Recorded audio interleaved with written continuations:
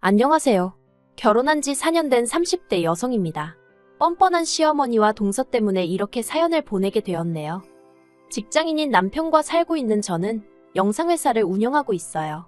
원래는 남편과 같은 직장을 다니던 사이였는데 회사가 사내 커플에 호의적이지 않다 보니 한창 연애를 하던 중에 제가 회사를 나왔거든요. 언젠가 제 사업을 해보고 싶은 욕심도 있었기 때문에 직장을 관두는데 큰 미련 같은 건 없었어요. 어디서든 자기 하기 나름이라니까 이참에 사업도 해보고 경험을 쌓는 거라고 생각했지요. 제가 대학에서 미디어 쪽을 전공하기도 해서 나름대로 자신도 있었고요. 그래서 힘든 시기도 있긴 했지만 1년 만에 흑자 전환하고 지금은 월 매출 7, 8천은 거뜬히 나옵니다. 직원 수가 4명이라서 월세 내고 어쩌고 해도 제가 한 달에 1,000만 원 플러스 알파로 가져오고 있네요. 반면에 남편은 연애 때부터 지금까지 같은 회사를 다니고 있어요. 남의 일을 폄하하고 싶지는 않지만 9시까지 출근해서 5시면 퇴근하는 부서라 체력적인 면에서는 저보다 편할 거예요. 본인도 그렇게 생각하는 눈치고요. 하지만 제가 이렇게 사연을 쓰게 된 결정적인 이유는 남편 때문이 아닌 시댁 식구들 때문입니다. 아버님은 공직에 계시다 은퇴를 하셨고 어머님은 평생을 전업주부로 사셨어요. 그래서 아이 낳고 키우는 게 여자의 최고 미덕이라고 생각하시는 분이지요. 그래서 처음 제가 결혼 허락을 받기 위해 인사를 드리러 갔을 때 제가 사업을 한다는 소리를 듣고 꽤나 불편한 기색을 내비추셨습니다. 하지만 나중에 식을 올리고 난 이후로는 누구보다 저를 자주 불러내셔서 이거 해달라 저거 해달라 요구가 많으신 분이셨지요. 그리고 시동생은 솔직히 제 주변에 시동생 같은 사람은 없었어요. 자기 미래에 대한 계획도 생각도 없어 보였거든요. 그래도 집신도 짝이 있다더니 시동생도 장가를 가긴 가대요. 시동생과 결혼한 동서도 겪어보니 시동생과 별반 다르지 않게 어처구니가 없는 여자였지만요. 아무튼 시동생은 어머님을 닮은 건지 인내심도 없고 끈기도 없어 한 직장에 진득하니 붙어있질 못하더라고요. 그런 와중에 씀씀이는 또 어지간히 컸고요. 그래서 제가 남편과 결혼하고 난 이후로 어머님과 마찬가지로 저에게 이것저것 해달라고 바라는 게 참으로 많대요. 그리고 부끄러운 말이지만 저는 어머님이나 시동생의 행동이 철딱서니가 없고 잘못된 것을 알았으면서도 처음엔 좋은 며느리, 착한 형수 소리가 듣고 싶어서 그런 부탁을 제대로 거절하지 못했어요. 그러나 날이 갈수록 두 사람의 요구는 지나쳐만 갔고 도무지 안 되겠다 싶어서 언젠가부턴 제가 전화를 피한다던가 고의적으로 거리를 두기 시작했지요. 그러다 결혼한 지 2년이 좀 넘었을 때였습니다. 건강검진차 들린 병원에서 아무래도 자궁 쪽에 문제가 있는 것 같다는 소견을 듣게 되었고 찝찝한 마음에 여러 가지 검사를 받게 되었는데 난임이라는 청천벽력과도 같은 소식이었지요. 그 소리를 듣고는 정말 다리가 후들거리고 하늘이 무너지는 기분이었어요. 결국 며칠 동안 누구한테 말도 못하고 끙끙 앓다가 남편에게 눈물을 흘리며 고백했습니다. 그런데 남편이 보여준 반응은 뜻밖이었어요. 솔직히 남편이 이혼하자고 하면 이혼해줘야지 그런 극단적인 생각까지 하고 있었는데 남편은 아이가 없으면 어떻냐고 우리 둘이 행복하게 잘 살면 되는 거 아니냐고 하대요. 남편의 따뜻한 말이 얼마나 큰 위로가 되었는지 몰라요. 하지만 시부모님은 남편과는 영 다른 반응을 보이셨습니다. 특히 어머님께서는 제가 마치 애도 못 갖는 몸으로 남편과 시댁 식구들을 속이고 시집을 왔다는 식으로 절 매도하셨어요. 난임과 불임은 다르다고 몇 번을 설명해드려도 전혀 들으려 하지 않으셨고요. 어찌나 어머님께 시달렸는지 오죽하면 어떻게든 보란듯이 애를 가져야겠다는 생각이 다 들대요. 그래서 남편에게 난임병원에 가자고 했습니다. 인공수정이든 시험관이든 한번 해보자고요. 그런데 남편은 자연적으로 생기면 모를까 인위적으로 아이를 만들고 싶지는 않다는 말도 안 되는 소리를 해대며 병원에 가기를 거부했어요. 결국 남편과 한 달 가까이 난임병원에 가보는 것으로 실랑이를 하다가 이혼한 애만의 소리까지 나오며 싸우게 되었습니다. 이혼 이야기를 먼저 꺼낸 건 다름 아닌 바로 저였어요. 어머님의 말도 안 되는 비난과 구박에서 저를 제대로 지켜주지도 못하면서 남편의 비협조적인 태도에 치사하단 생각이 들었거든요. 그런데 이혼 소리가 나오고 나니까 그제서야 남편이 아주 죽상을 하고 병원에 가겠다 하대요. 그런데 병원에서 어처구니 없는 사실을 알게 되었습니다. 저는 그나마 난임이었지만 남편이 아예 불임이더라고요. 그리고 더 황당했던 건 남편은 어느 정도 자기 상황을 알고 있던 눈치였다는 거예요. 무슨 일 때문이었는지는 끝끝내 말해주지 않았기에 확실히는 모르지만 모종의 이유로 저와 결혼 전 비뇨기과에서 이런저런 검사를 받게 되었는데 그때 불임이란 얘기를 들었답니다. 그런데 저랑 연애를 하면서 보니까 제가 애를 그다지 좋아하는 것 같지도 않고, 그래서 결혼하고 어느 정도 타이밍을 보다가 솔직히 털어놓을 참이었다나요. 그러면 제가 이해해줄 줄 알았다면서요.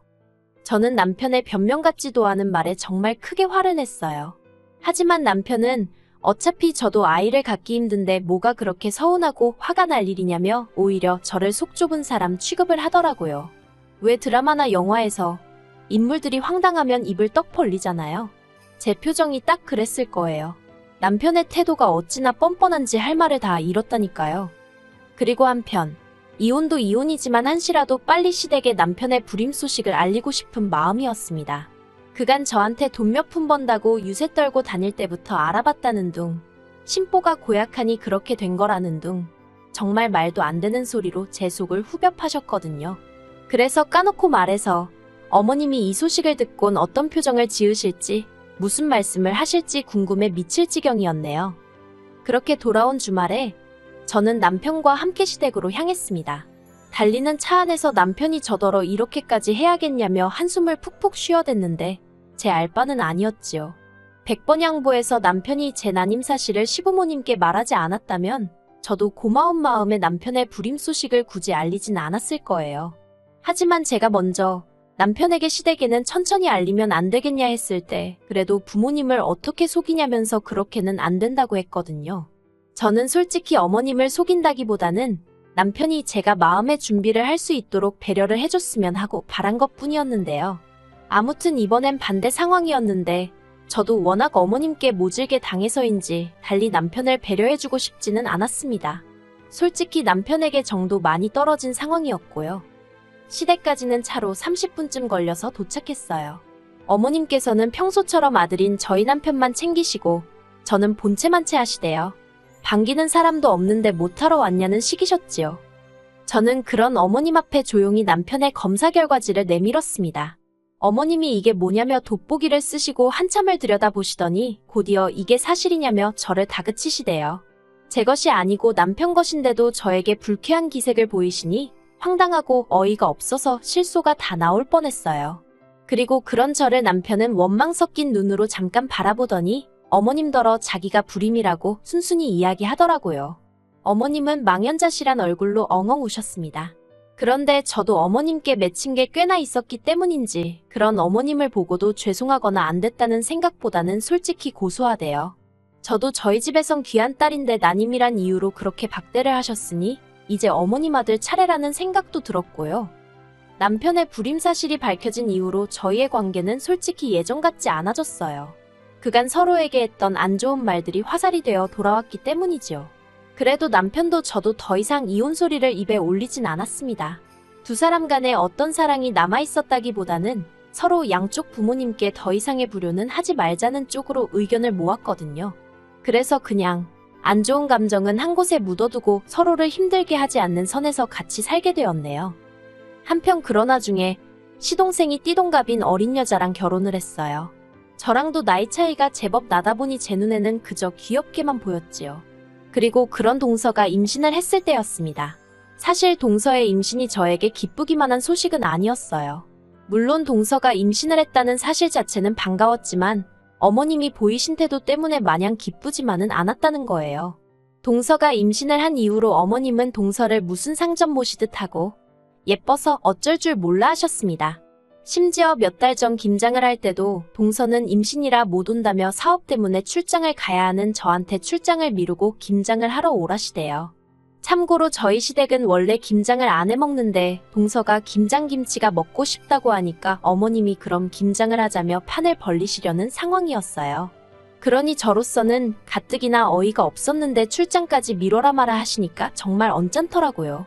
그리고 제가 아무리 대표라고 해도 일정을 제 입맛대로 조정할 수 있는 것도 아니었고요.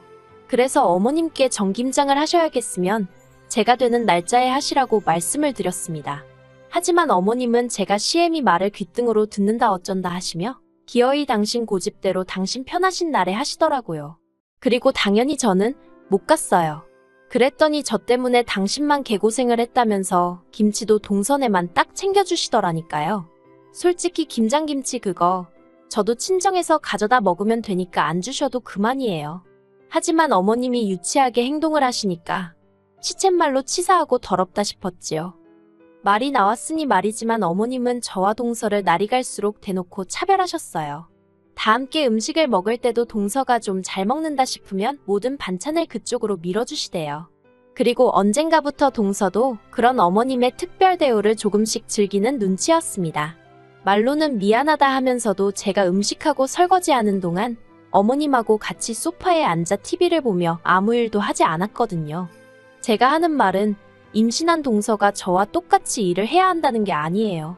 동서가 못하면 시동생이 할 수도 있는 거고 적어도 저만 할 필요는 없는 거란 이야기지요.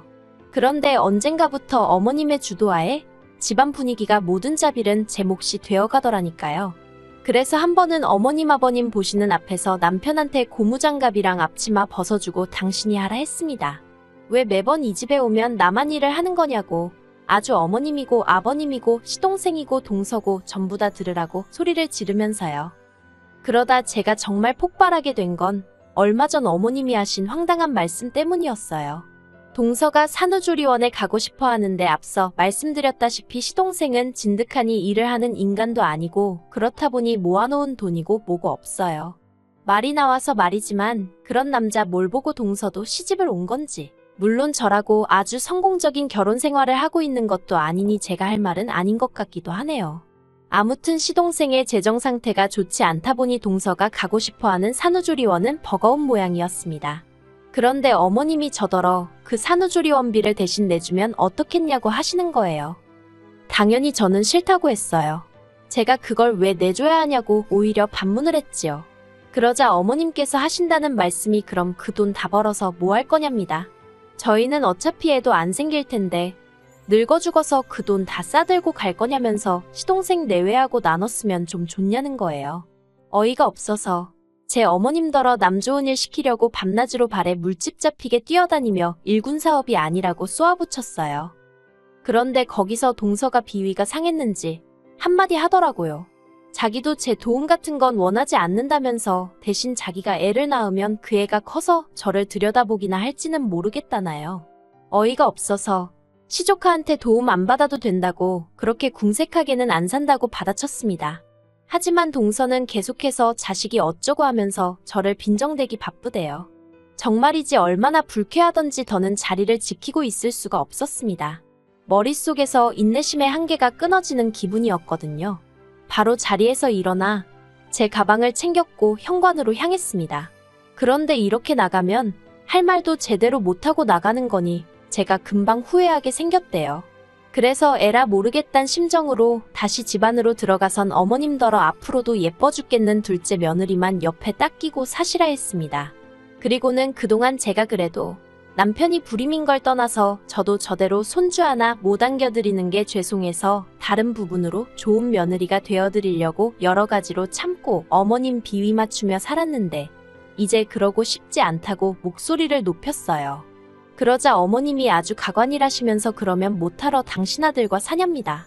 잘난 니 혼자 살지 그러냐고요.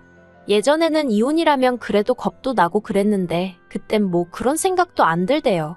그래서 맞는 말씀이라고 정말이지 이참에 이혼해야겠다 했습니다.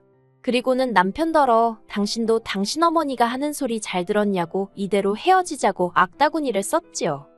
그러자 남편이 이혼은 무슨 이혼이냐며 저를 잡더군요. 그리고는 어머님더러 왜 괜한 소리를 하냐면서 저보다 더 크게 소리를 지르기 시작했어요. 그리고는 그나마 시댁이고 시동생이고 이만큼 해놓고 사는 게 다 제 덕인데 그건 다 잊은 거냐면서 자기 가슴을 내리치더라니까요. 사실 남편이 시댁에 매달 100만 원씩 보내주고 있었는데 남편 월급은 뻔하잖아요. 그래서 생활비 대부분을 제가 내는 일이 많았거든요. 그래도 남편 자존심 상하고 그럴까봐 돈 가지고 생색낸 적은 없어요. 그런데 남편이 나름대로 저한테 고마운 마음을 갖고 있긴 했던 모양이더라고요. 그래서 그날을 이후로 남편과 저는 시어머니도 시동생도 그리고 잘난 동서도 안 보고 지내고 있어요. 아들을 낳았다는 소식은 들려왔지만 10,000원 한 장 안 보냈습니다. 원래는 사이만 괜찮았으면 유모차부터 시작해서 웬만한 건 제가 다 해주고 싶었거든요. 그런데 엄마 아빠라는 사람들한테 정내미가 떨어져서인지 애도 어떻게 생겼는지 궁금하지도 않고 돈도 일절 쓰기 싫으네요. 저는 이제 숙이고 들어갈 이유도 없고 시댁에 아쉬운 것도 일절 없으니까요.